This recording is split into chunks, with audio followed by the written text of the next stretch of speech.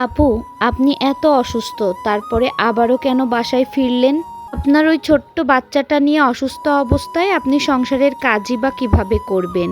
সংসারের কাজও করছি, দাওয়াতও খাচ্ছি। চলেন আজকের ভিডিওতে আপনাদের সকল প্রশ্নের উত্তর দেওয়া যাক। সবাই কেমন আছেন? আশা করি সবাই ভালো আছেন। আমিও ভালো আছি আপনাদের দোয়ায় এবং ভালোবাসায়। একটা সংসারে আসল মানুষটা না থাকলে কি পরিমাণ ধুলো ময়লা জমতে পারে বাসায়, সেটা কি ভাবা যায়?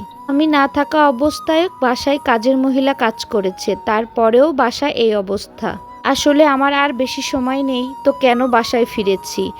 আমি এই যে কিছুদিনের জন্য বাসায় এসেছি জাস্ট বেড়াতে, তো ভাবলাম যেহেতু নতুন বাবু নিয়ে বাসায় আসবো, তার আগেই বাসায় যেয়ে আমি সাথে থেকেই লোক দিয়ে বাসাটা সুন্দরভাবে ক্লিন করে আসি। আর বাবুর জন্য কিছু কেনাকাটা করতে হবে, এই জন্যই আমি যশোর এসেছি। আপনাদের এই কমেন্টগুলো দেখে আমার অনেক ভালো লেগেছে যে আপনারা আমাকে এতটা ভালোবাসেন।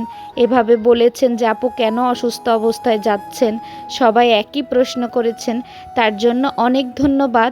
এই যে আমার শখের জিনিসগুলোতে এত ময়লা পড়েছে, এগুলো আমি একদম ডিপ ক্লিন করছি না, যতটুকু পারছি পরিষ্কার করছি, তারপর আর বাদবাকিটা আমি লোক দিয়ে করাবো। সুন্দর করে কাজের আপাকে দিয়ে ডিপ ক্লিন করব। আমি যতটুকু পারবো ততটুকু করব, বেশি প্রেশার আমি নিব না যেহেতু অসুস্থ। কিন্তু আমি পুরো বাসাটা ডিপ ক্লিন একদম করে যেতে চাই। আর সব কথার এক কথা, আমি এমন হয়ে গিয়েছি, আমি মনে হয় পুরো একটা সংসারী মেয়ে হয়ে গিয়েছি। আমার না সংসার ছাড়া কিচ্ছু ভালো লাগে না, কোনো কিছুই আমি ভাবতেও পারি না। অনেকেই বাবার বাড়ি যেতে খুশি হয়, থাকতে ভালো লাগে, কিন্তু আমার আগে থাকতে ভালো লাগতো। এই বেবি হওয়ার পর থেকে কেন জানি না আমার তেমন একটা ভালো লাগে না। আমি বাড়িতে থাকতে অনেকটা অসুস্থ ছিলাম, যে আমি আমার বাসায় এসেছি, সংসারে ফিরেছি, আমার অসুস্থতা না কোথায় যেন পালিয়ে গিয়েছে। আসলে যারা সংসার নিয়ে ব্যস্ত থাকে, গোছগাছাল করতে পছন্দ করে, এদের না বসে শুয়ে দিন যায় না। আমি এই 2 মাসে বসে থেকে এতটুকু অবজারভেশন করেছি। তো এই বিছানার চাদরটা আমি মাগুরা থেকে কিনেছিলাম, আপনাদেরকে তো একটা ভিডিওতে আম্মুর বিছানায় পেরে দেখিয়েছিলাম। সেই বিছানার চাদরটাই আমি আজকে আমার বিছানায় পেরে নিলাম। আমার কাছে লাল কালারটা অনেক ভালো লাগে। মাঝে মাঝে একটু ডিপ কালারের চাদর, ডিপ কালারের পর্দা ব্যবহার করলেও ঘরটা অনেক সুন্দর দেখা যায়। তো আপনারা তো সবাই বুঝে গিয়েছেন যে আমি কেন বাসায় এসেছি, সবাইকে তো উত্তর দিয়েই দিলাম। আমার এই ফুলগুলা না অনেক ময়লা হয়েছে, আমি যতটুকু পেরেছি মুছেছি। ভাবছি এগুলো একদম ভিজিয়ে রেখে ওয়াশ করব, কিন্তু রোদই উঠছে না। আসছি ধরেই বাসায় অনেক বৃষ্টি হচ্ছে। তারপর আমার শখের দোলনাটাকে এভাবে বন্দি করে রেখেছিলাম।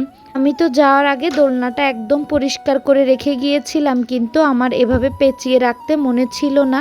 পরে আমার বোন আর কাজের আপা সুন্দর করে প্যাকিং করে রেখেছিল। দোলনাটা যেহেতু সাদা, ঢেকে না রাখলে যে আমার শখের দোলনাটার কি হাল হতো, আমি শুধু সেটাই চিন্তা করছিলাম। আপনাদের সাথে কথা বলতে বলতে আমার বেডরুমটা একটু হলেও আমি আজকে গোছাতে পেরেছি।